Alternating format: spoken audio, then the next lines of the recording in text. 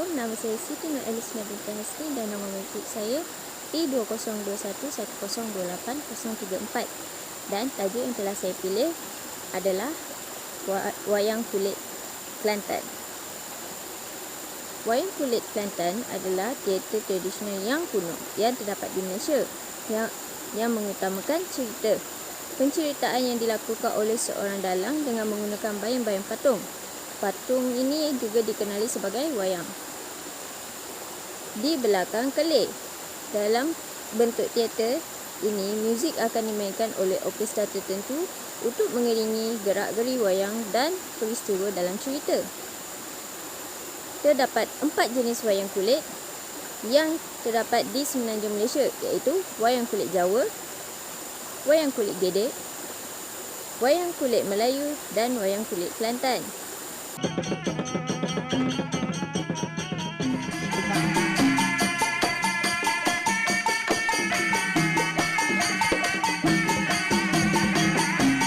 Namun, di sini akan menerangkan lebih lanjut mengenai wayang kulit Kelantan. Maksudnya, saya akan menerangkan tentang wayang kulit Kelantan dengan lebih lanjut. Wayang kulit Kelantan juga dikenali sebagai wayang kulit Siam yang merupakan sejenis teater rakyat. Wayang kulit ini sangat popular dan tersebar luas di negeri-negeri Kelantan, Terengganu, Kedah dan pada masa dahulu di Perak serta Pahang. Wayang kulit ini dipentaskan oleh orang Melayu di negeri Yala, Patani, Naratiwat di kawasan selatan negara Thailand. Pada era ini pula, cerita-cerita wayang kulit Kelantan dikisahkan dengan menggunakan bahasa tempatan dan biasanya digunakan dalam logat Kelantan dan yang dicampur dengan bahasa Malaysia. Asal-usul cerita tradisi wayang kulit ialah yang berasaskan epos Ramayana yang dikenali juga sebagai cerita Maharaja Rawana dalam versi lisan Melayu. Antara watak-watak daripada epos asal ini terdiri daripada Seri Rama, Laksamana, Siti Dewi, Rawana, Hanuman Kera Putih, Hulu Balang Seri Rama, Raksasa, orang darat, binatang dan lain-lain. Dan watak iaitu Pak Dogol dan Wat Long berfungsi sebagai pengasuh Seri Rama. Namun, cerita-cerita yang lebih digemari dan popular pada masa kini termasuklah ialah cerita rakyat Melayu, cerita Panji, cerita tempatan baharu yang dicipta oleh Tok Dalang yang digemari oleh penonton. Untuk gaya persembahan wayang kulit Kelantan, gaya persembahan wayang kulit Kelantan terbahagi kepada 3, iaitu muzik, percakapan dan gerak-geri. Untuk gaya persembahan muzik, selalunya semasa patung-patung bercakap, semua iringan muzik akan berhenti. Apabila patung-patung itu digerakkan sama ada dalam perjalanan, peperangan atau lain-lain, maka iringan muzik segera membantu membina susuana pergerakan itu. Rentak mengikut situasi sebagai contoh seperti lagu-lagu Hindustan, Dandut atau lagu-lagu ciptaan semasa yang bersesuaian dengan tajuk cerita yang dipersembahkan. Bagi percakapan pula, dalam sesebuah persembahan wayang kulit, dalang merupakan penerajuk utama sebagai pencerita dan pembawa-pembawa patung-patung wayang kulit yang berada di sebalik kelih yang hanya mengeluarkan bayang-bayang mengikut pergerakan yang dilakukan. Dalang akan memukau perhatian penonton dengan kelebihan dan kematangannya membuat persembahan dengan gaya dan suara yang sering berbeza dan tidak pernah putus dengan ketawa, marah dan sesekali mendayu-dayu seperti seseorang wanita. Dalang juga secara spontannya akan menyelipkan kisah lucu yang menarik mengikut rentak lagu.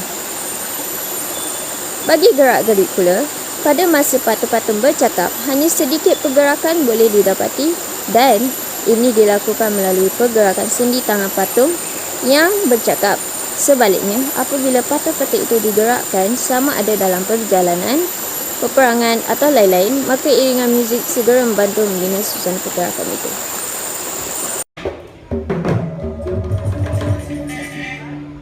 pengasuh kusina bersama aku. Mari selalu pengasuh hang dah. Oh. Kau kata semua. Mana pun tak nampak 2-3 Pak Ali pengasuh balik tani. Gimana sama balik ke tani. Balik tani apa? Umbeng ngomong dia. Aku balik tu selatan Thailand.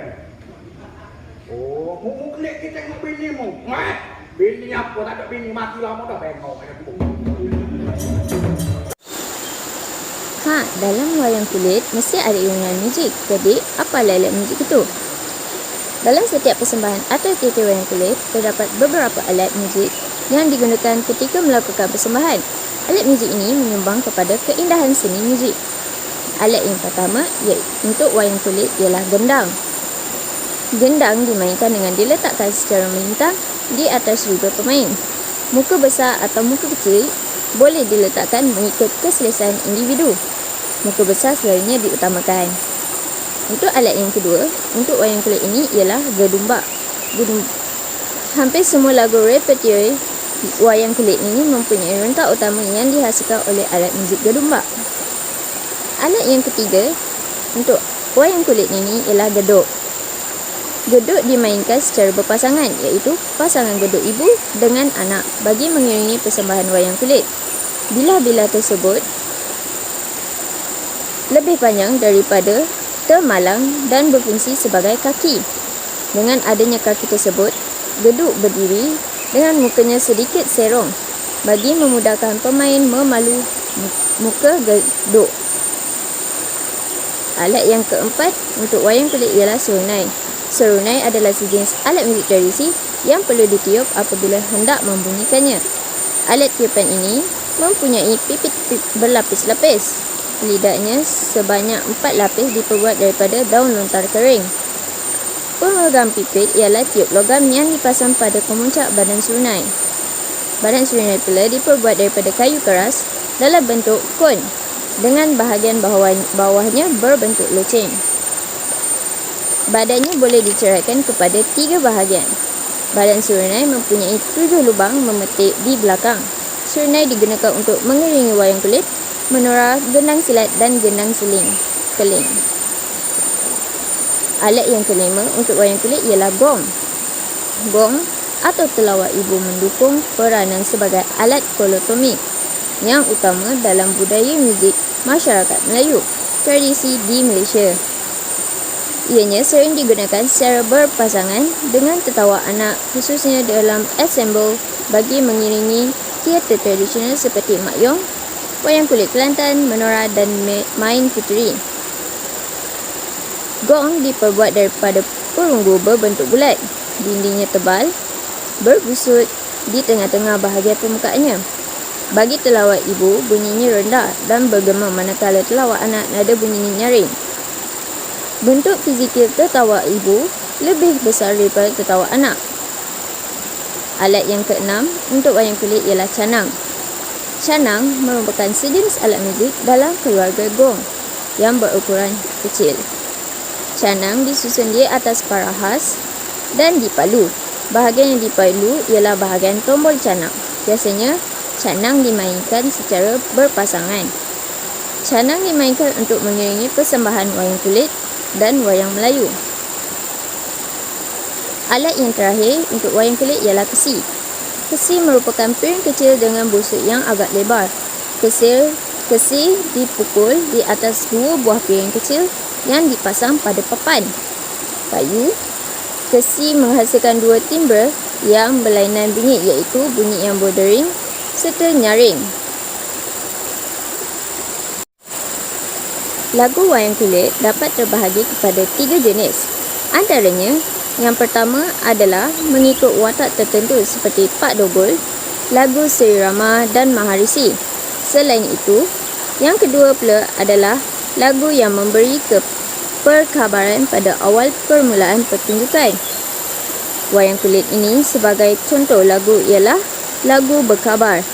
Dan akhir sekali adalah lagu yang menunjukkan kegiatan seharian seperti sedang beristirahat dan mandi, di mana lagu yang diguna pakai lebih kepada mood santai dan seterusnya seperti berperang yang menggunakan lagu mod yang lebih rancak. Perkara ini juga akan mengubah suasana semasa pertunjukan. Melodi-melodi dalam lagu wayang kulit Kelantan ini dihasilkan oleh serunai dan dinyanyikan oleh Tok Dalang. Pada umumnya, lagu wayang kulit ini berasaskan daripada skala pentatonik, heksatonik dan heptatonik. Hampir semua lagu akan mempunyai jeda yang lebih luas daripada jeda semiton. Lagu-lagu bagi wayang kulit Kelantan mempunyai tekstur dan bentuk tersendiri, iaitu berasaskan tekstur polifoni di mana ia mengandungi 3 peringkat bunyi yang amat penting. Yang pertama adalah baris melodi yang dimainkan oleh serunai ataupun dinyanyikan oleh Tok Dalang. Kedua adalah rentak, dimainkan oleh alat-alat drum sebagai contoh genumbak dan gendang. Terakhir adalah bahagian gongan yang dimainkan oleh alat yang diperbuat daripada gangsa. Gongan ini ditakrifkan sebagai bentuk ataupun struktur setiap lagu dalam wayang kulit.